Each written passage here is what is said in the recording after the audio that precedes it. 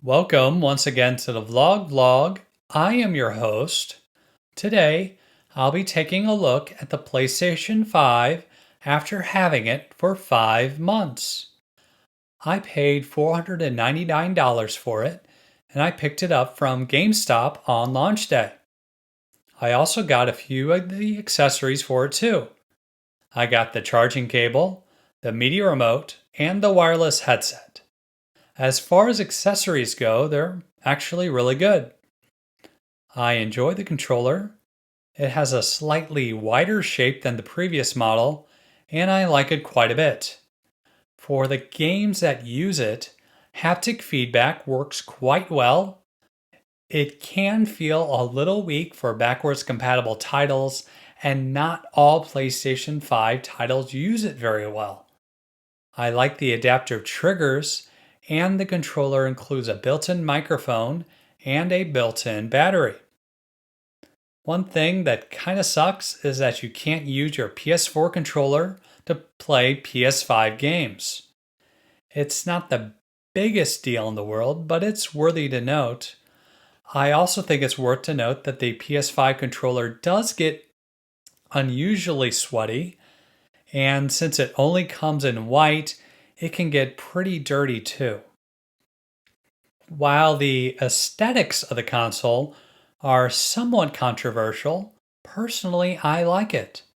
It leaves no doubt that it's a PS5, and it looks like it could be a modern Magnavox Odyssey. The sides do come off, so hopefully Sony sells side plates sometime in the future. Personally, I'd like to get a set of classic gray. Every PlayStation 5 console comes with Astro's Playroom pre-installed. It's a really good pack-in game, and it does a great job of introducing a new buyer to the PlayStation 5's controller. There are two different versions of the console. The standard version with a disk drive for $499 and the one without the disk drive for $399.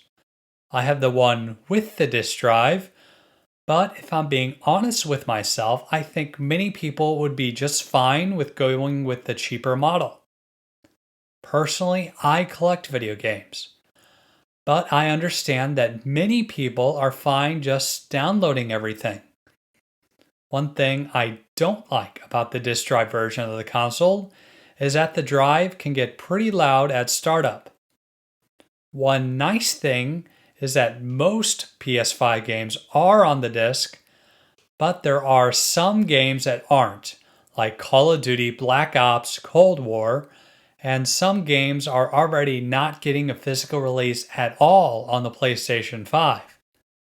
So I think many people would be perfectly fine with saving that $100 and going with the cheaper and quieter model, assuming that they can find one.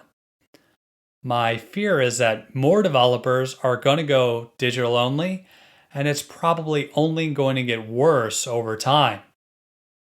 The PlayStation 5 requires an online service fee to play most online games.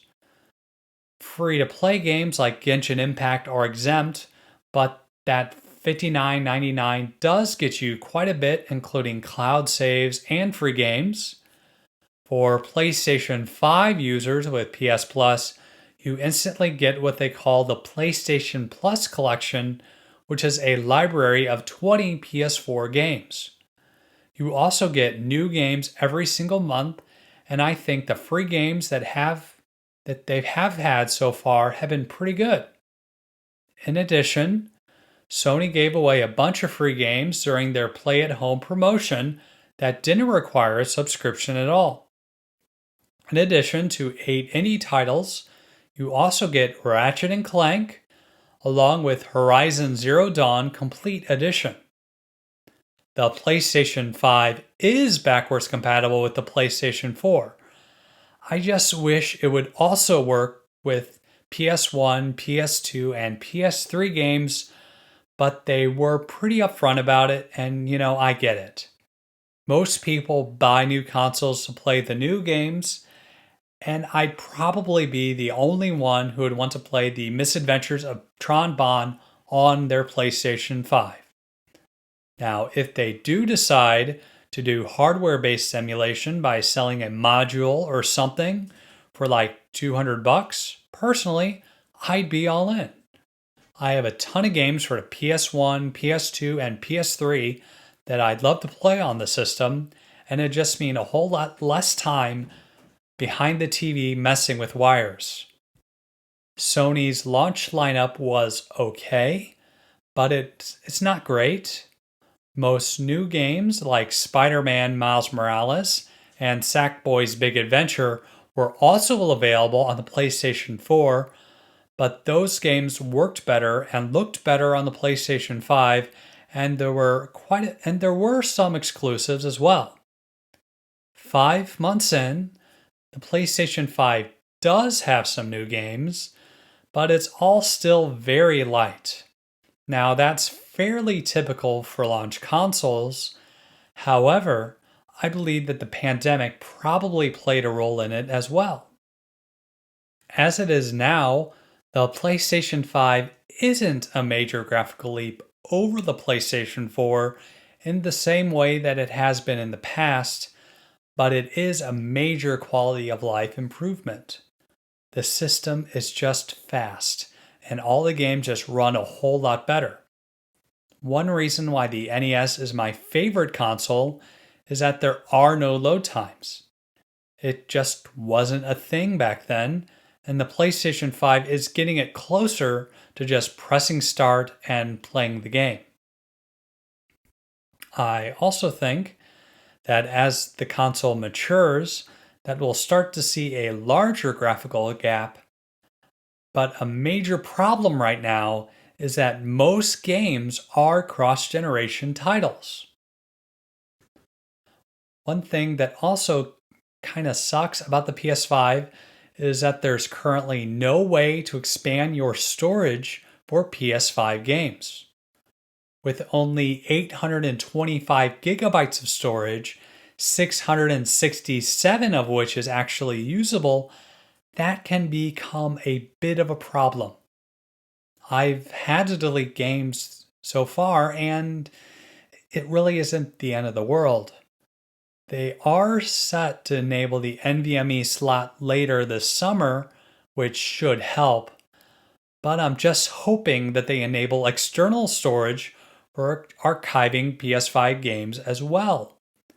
They should also update the OS sometime soon because apparently external drives are not hot swappable at this time if used to store PS4 games, and that can cause some problems. Another thing to keep in mind is that while game capture works well, both of the available formats are not compatible with the Macintosh for video editing purposes. I've actually lost a few run-throughs before I realized that. I think the quality mode is the one that actually works, but it's kind of annoying that an incompatible format is even an option at all. I think that the PlayStation 5 is a really good traditional console. It's not perfect, and while sleek, the OS still needs work. The system is missing essential features, and the lineup isn't quite where it needs to be. However, games run really well on the system, and I think it'll serve me very well for years to come.